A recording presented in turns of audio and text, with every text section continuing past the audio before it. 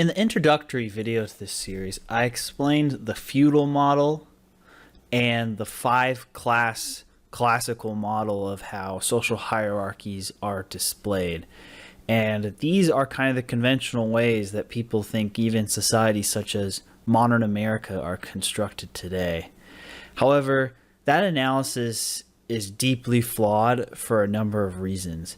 And in the rest of this video, I'm going to break down how the actual class structure, at least in my opinion from my analysis of American economics, politics, and sociology, and how it actually works and how it greatly differs from class systems in other parts of the world, historical class systems, and also just general misconceptions about social class in the United States. The thing to really note on the American model is the degree of competition that takes place within the elites and those rising up, which is not seen in other countries where the status of the elites is a lot more stable and is more monopolistic in nature.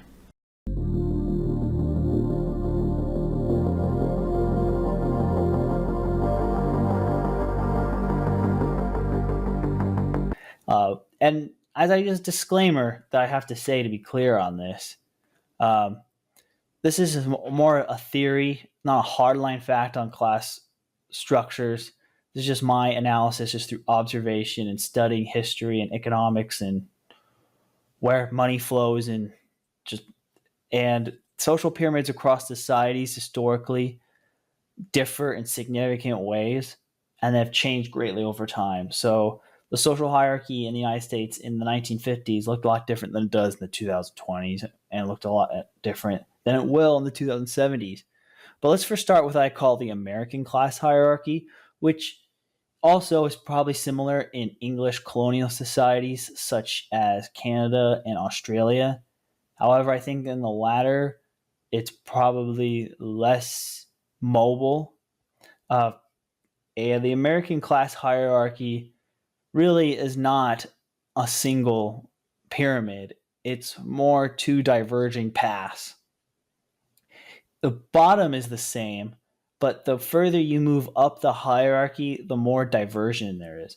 And in times of social cohesion, the two pyramids that create the elite and the counter elite will be closer together, if not outright merged like they were right after World War II.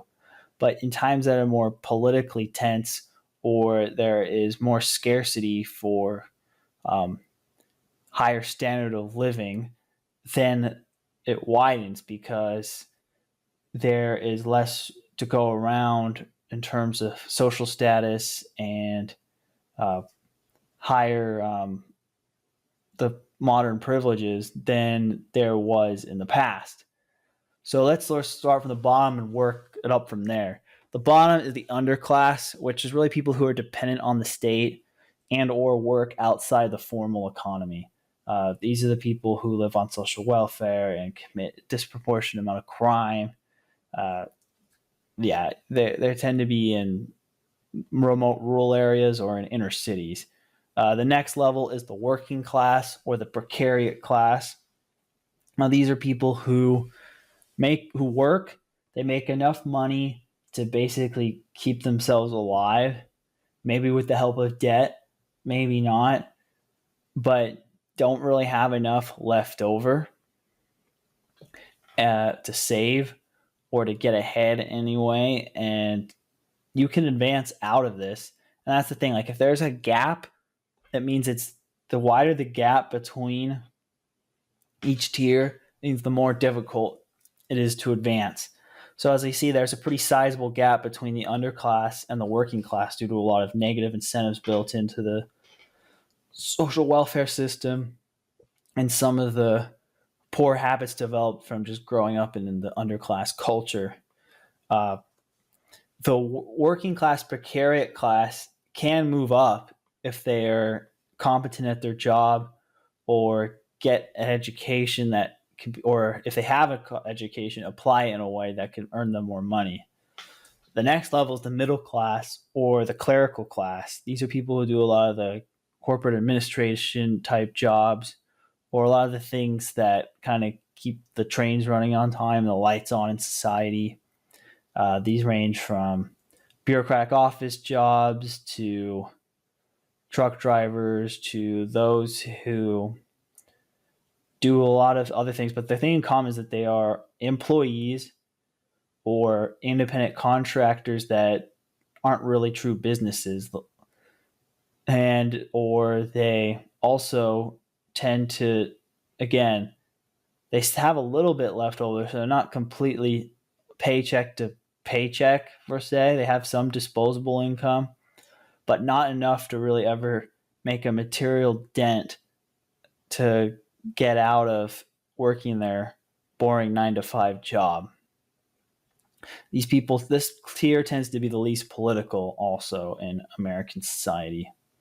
The next level, this is where it starts to split, because you can either choose to align with the establishment elite, or you can choose to go your own way and protest against the established elite. And for the rest of this one, we're going to work top down because it really won't make any of it sense. The establishment elite are basically the people who have institutional control and privilege in society. These can be old money. These can be the people who run the major corporations. These are the top ranking officials in government and politicians in the inner party, which is the faction within American politics that has the dominant cultural institutional control. And they are also anybody who is wealthy, who has gotten wealthy through going through the establishment or being supported by the establishment. That's the establishment elite. The thing is in common with them all is that they have been successful through either just being entitled to that through class inheritance or institutional inheritance through being related to powerful families in the past, or they got there through their relationships with these people and or being beholden to their interests and then adopting their values and becoming part of the pie.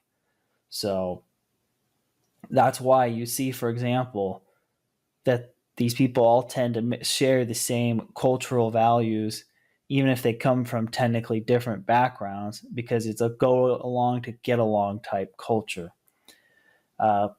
Usually, you have to be an establishment elite. You got to have gone to the right universities or have the right social circles, or be a talent that is recognized early by this group and trained by them, like a lot of celebrities are. The next tier below that is I call them the Ivy League class. Really what differs the Ivy League class and the establishment elites is that the Ivy League class still has to work for a living. And the establishment elite, they do not really have to work for a living anymore. And that's the differential here, is that you can have people of higher incomes in the Ivy League class, the institutional professional class, than the establishment elite. But the establishment elite either has enough generational wealth or they have enough institutional credibility that they don't have to be constantly working to maintain their wealth and their lifestyle. And that's what really differentiates the elites from the rest of these classes. And the American class hierarchy is that both the elite and the counter elite have enough money that they do not have to work and do not have any lack. Like if you are somebody super frugal and saves $1 million and retires, but you still have to live off of $40,000 a year, which is your 4% interest, and budget on that, you're not elite.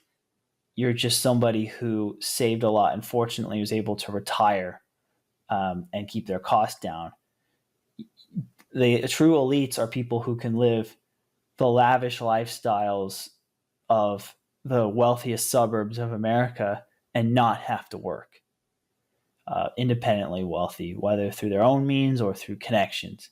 Establishment elite is through connections and playing the game of the people who the political class want you to. It's also part of the reason why a lot of people adopt a lot of the same social views. It's a go along to get along game.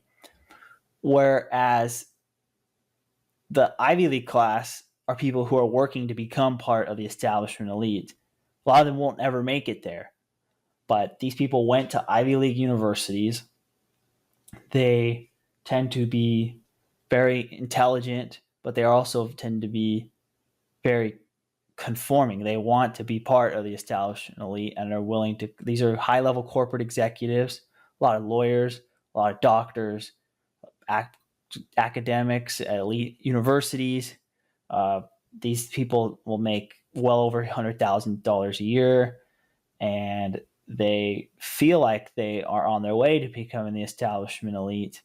But whether it's due to just having to live on the social treadmill of spending high, or they just or progressive taxation, which hits this group the hardest because they're W-2 employees and have high income.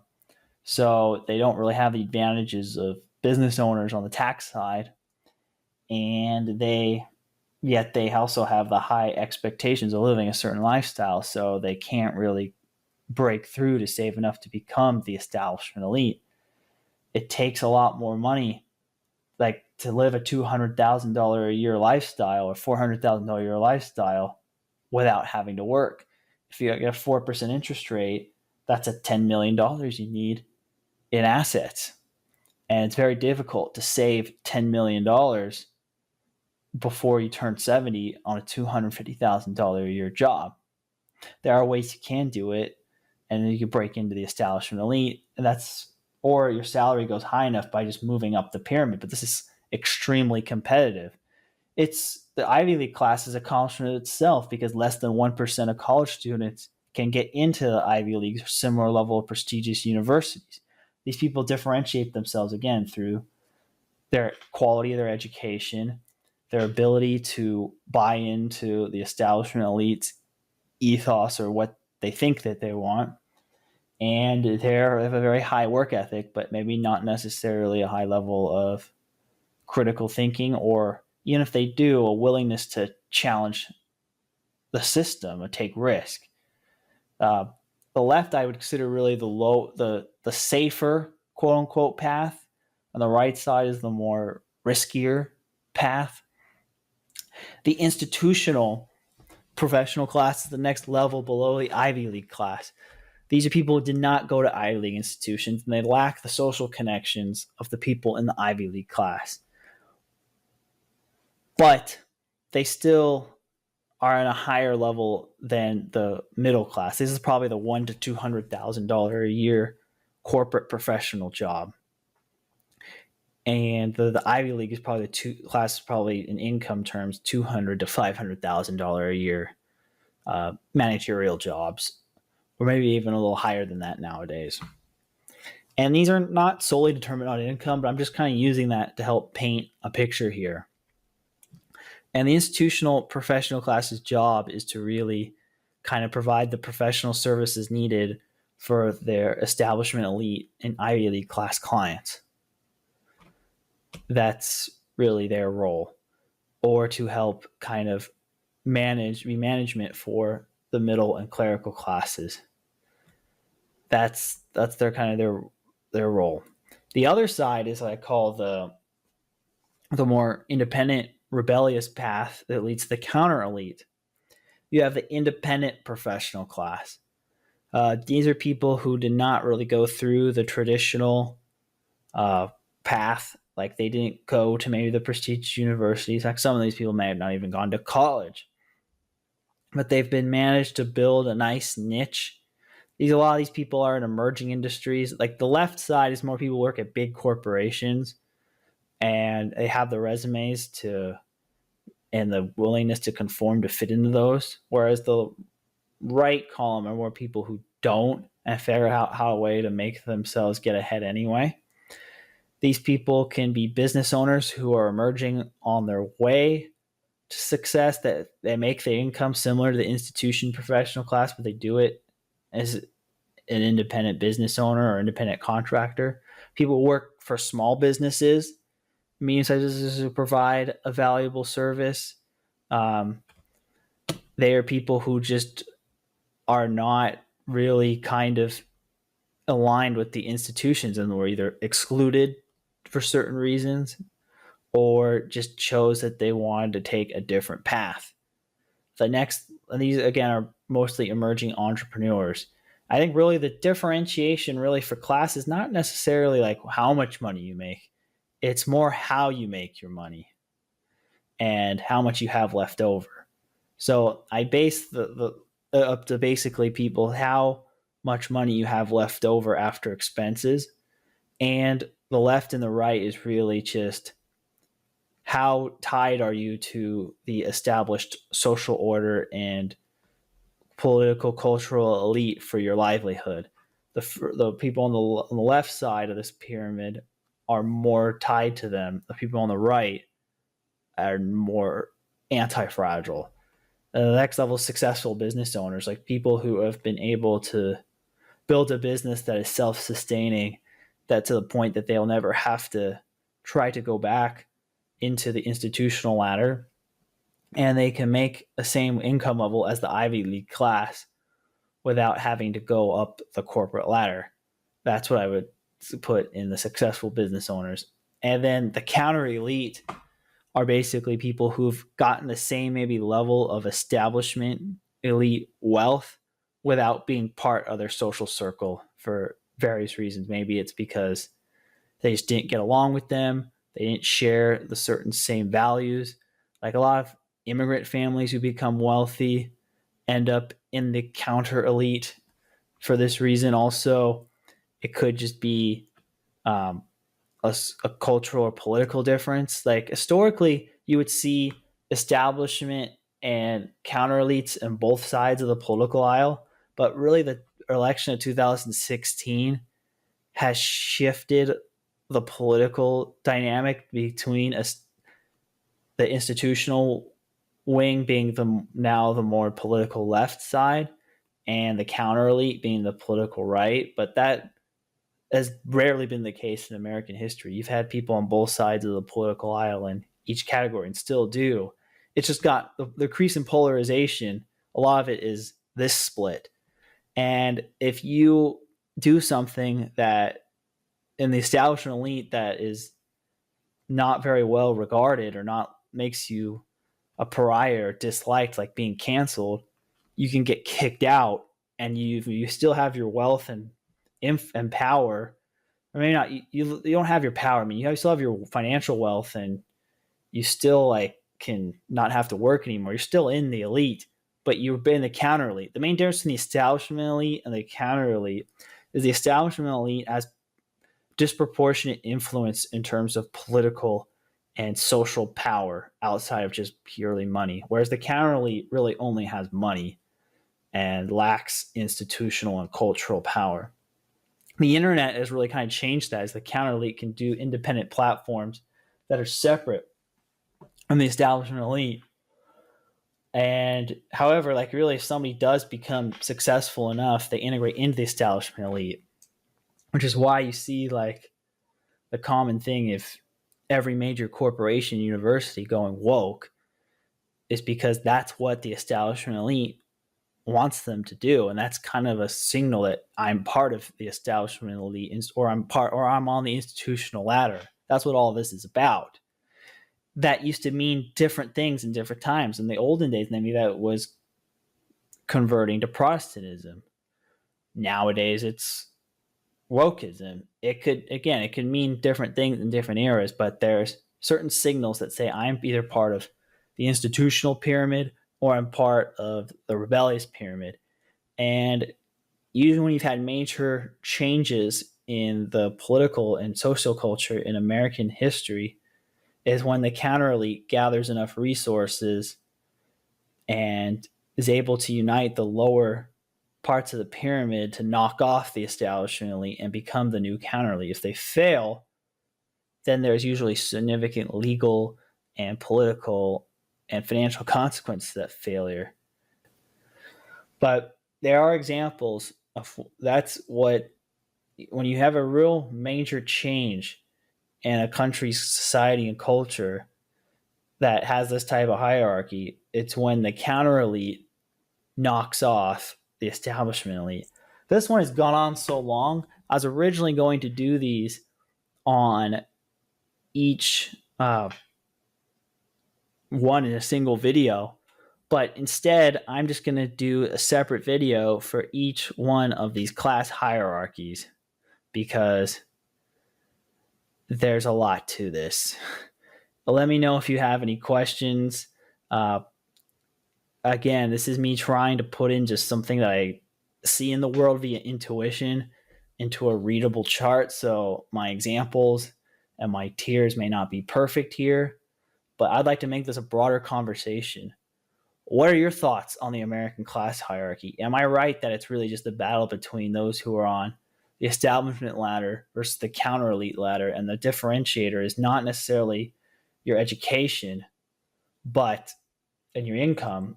That is like the common misconception, but more of how you make your money, how much you have left over, and what kind of freedom you have because of that. And notice another thing.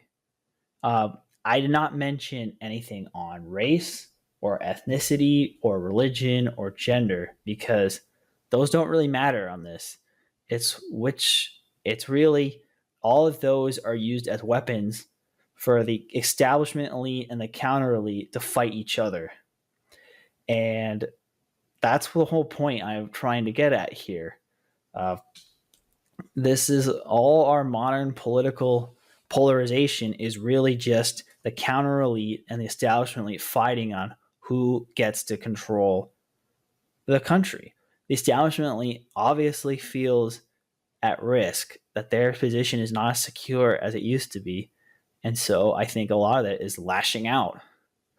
But and I think if people understood that this is the way that the system would work, I think that there would be a lot less division, because the goal really of a lot of these controversial issues that are made the way they are that aren't really related to economic balance is to get the bottom tiers to fight against each other so they don't realize that, or to fight the wars of the establishment elite and the counter elite, to realize that they are being played by both the establishment elite and the counter elite.